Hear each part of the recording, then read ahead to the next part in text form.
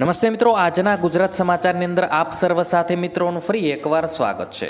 તો આજના સમાચાર વિશે વાત કરું તે પહેલાં તમને જણાવી દઉં કે વિડીયો ખૂબ જ અગત્યનો છે અને આજના સમાચારની અંદર ખેડૂત ઉપયોગી સમાચારો વિશે વાત કરેલી છે। તો વિડીયોને છેલ્લે સુધી જોતા રહેજો અને ચેનલને હજુ સુધી સબસ્ક્રાઇબ ના કરી હોય તો તે પણ કરી લેજો। તો મિત્રો વાત કરીએ આજના સૌથી પહેલા સમાચારને લઈને, તો લસણના ભાવ 500 ને પાર। મિત્રો, સુરત સહિત દક્ષિણ ગુજરાતમાં લસણના ભાવ સતત વધતા ગૃહિણીઓમાં ચિંતા જોવા મળી રહી છે।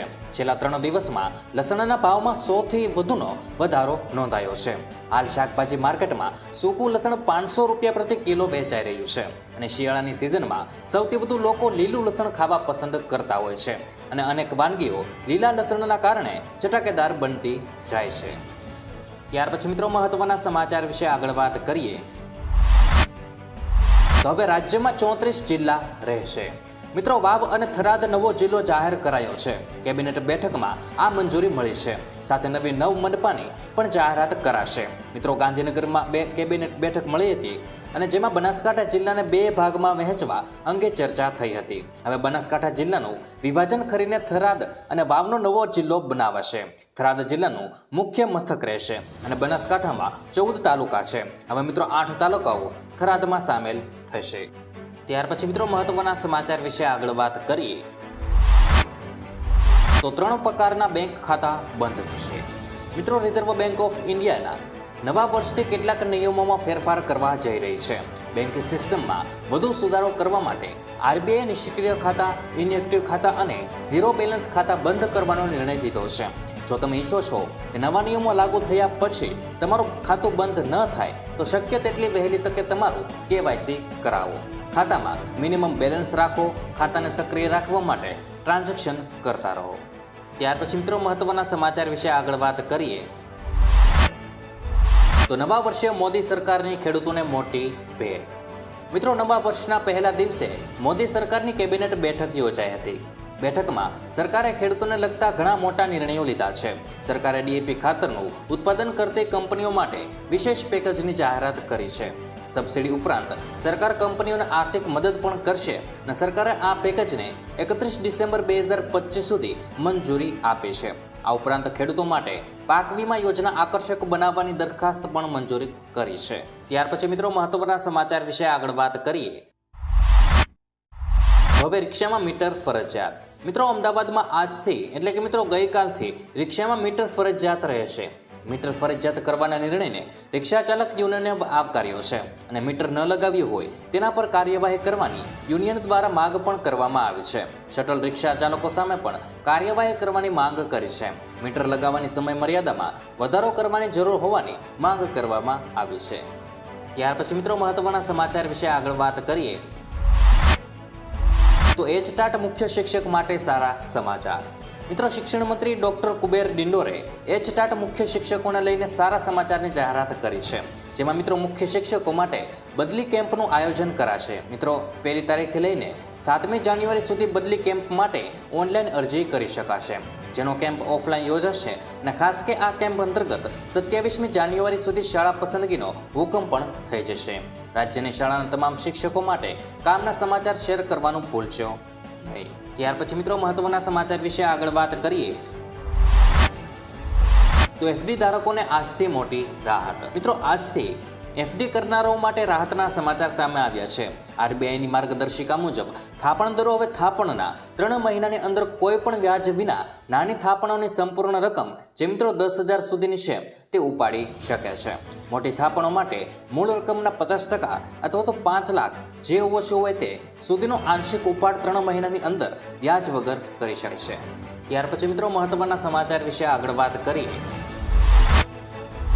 તો ગુજરાતમાં બનશે નવી 9 મહાનગરપાલિકા। મિત્રો, રાજ્ય સરકારની 9 મહાનગરપાલિકા વિશે સત્તાવાર જાહેરાત કરશે। પછી રાજ્યમાં મહાનગરપાલિકાની સંખ્યા 17 થશે, જેમાં નવસારી, વાપી, મહેસાણા, નડિયાદ, સુરેન્દ્રનગર, ગાંધીધામ, મોરબી, પોરબંદર અને આણંદ નગરપાલિકામાંથી મહાનગરપાલિકા બનશે। મળતા અહેવાલ પ્રમાણે હાલના નગરપાલિકા વિસ્તારમાં સમાવિષ્ટ વિસ્તાર ઉપરાંત આસપાસના ગામોને પણ મહાપાલિકા વિસ્તારમાં સમાવી લેવાશે। નવી મહાપાલિકાને નવા બજેટમાં નોંધપાત્ર ગ્રાન્ટ મળશે। ત્યાર પછી મિત્રો મહત્વના સમાચાર વિશે આગળ વાત કરીએ તો અમદાવાદીઓને મળશે આ મોટી ભેટ. મિત્રો, અમદાવાદમાં 4500 સ્ક્વેર મીટરમાં પથરાયેલો ગ્લો ગાર્ડન બનશે. સાબરમતી રિવરફ્રન્ટ પર સ્ટેચ્યુ ઓફ યુનિટી જેવા 3.50 કરોડ રૂપિયામાં ગ્લો ગાર્ડન બનશે, જે રંગબેરંગી લાઇટ્સથી તૈયાર થશે. જેમાં 200 ફૂટની ગ્લોઈંગ ટનલ, LED સેલ્ફી પોઈન્ટ્સથી 45થી વધુ આર્ટિફિશિયલ ફૂલના લાઇટિંગવાળા સ્કલ્પચર્સ મુકાયા છે. આ તમામ વસ્તુઓ બધી ઋતુમાં જોવા મળી શકે છે. ત્યાર પછી મિત્રો મહત્વના સમાચાર વિશે આગળ વાત કરીએ. CNG ગેસના ભાવમાં વધારો. મિત્રો, નવા વર્ષના પહેલા દિવસે નાગરિકો માટે માઠા સમાચાર સામે આવ્યા છે. ગુજરાત ગેસે CNG ગેસના ભાવમાં વધારો કરવામાં આવ્યો છે. જેમાં આવેલી માહિતી અનુસાર CNGના ભાવમાં ₹1.5નો વધારો કર્યો છે. ઉલ્લેખનીય છે કે 6 મહિનામાં ચોથી વખત ભાવ વધારો કરાયો હોવાની માહિતી સામે આવી છે.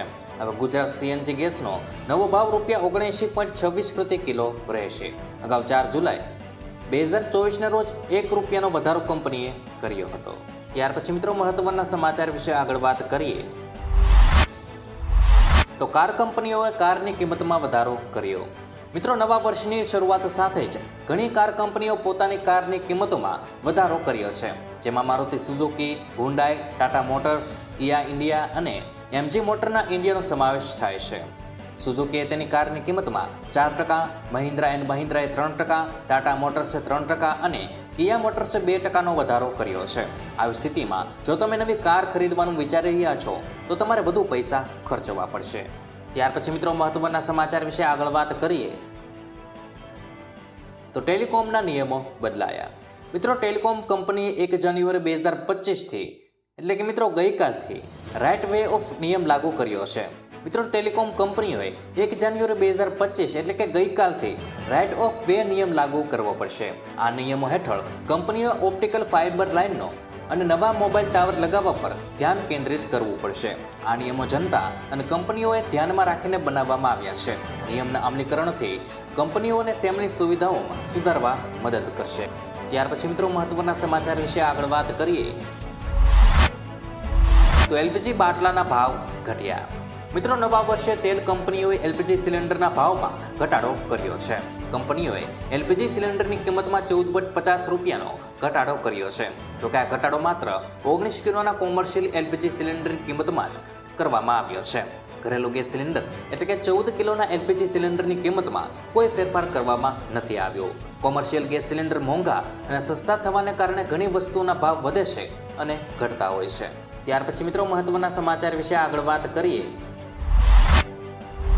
તો 2025માં મોટા ફેરફાર થયા છે. તેના વિશે મિત્રો ક્રમમાં વાત કરીએ તો ફીચર ફોનથી UPIની લિમિટ ₹10,000 થઈ જશે અને મિત્રો અત્યાર સુધી આ લિમિટ ₹5,000 હતી. ત્યાર પછી મિત્રો પેન્શન ધારકો દેશની કોઈ પણ બેંકમાંથી પેન્શનના પૈસા ઉપાડી શકશે. તેના માટે વધારાના વેરિફિકેશનની જરૂર નહીં રહે. ત્યાર પછી ખેડૂતોને કોઈ પણ ગેરંટી વિના જ ₹2 લાખ સુધીની લોન આપવામાં આવશે.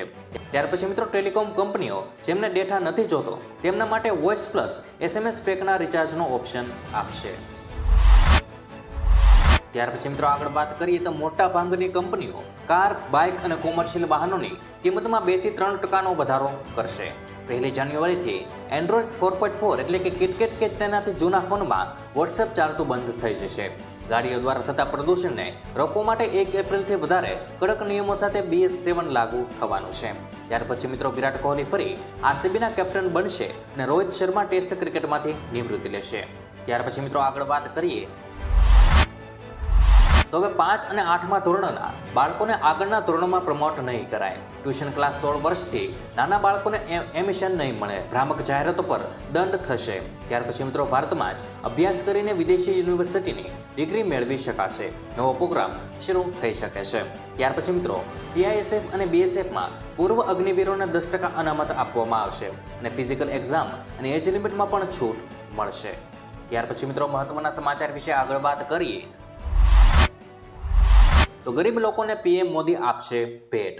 મિત્રો નવા વર્ષ પર વડાપ્રધાન નરેન્દ્ર મોદી દિલ્હીની ઝૂંપડપટ્ટીમાં રહેતા લોકોને નવા મકાનો ભેટ આપશે.